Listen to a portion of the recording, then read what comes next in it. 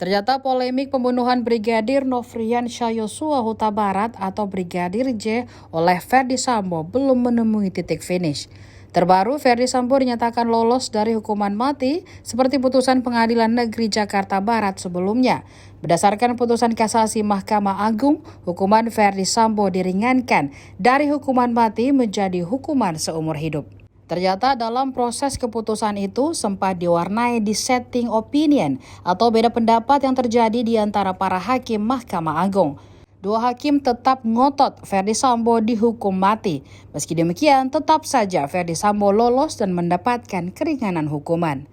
Dikutip Tribun Timur dari Kompas.com, dua hakim yang menolak diskon masa hukuman Ferdy Sambo, yakni Jupriyadi selaku anggota 2 Majelis Hakim dan Desna Yeti selaku anggota 3 Majelis Hakim.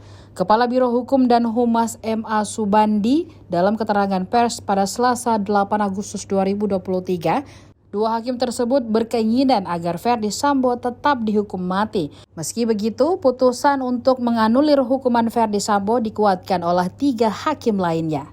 Adapun dalam kasasi ini, 4 terpidana pembunuhan terhadap Brigadir Yosua Huta Barat mendapatkan perbaikan masa hukuman.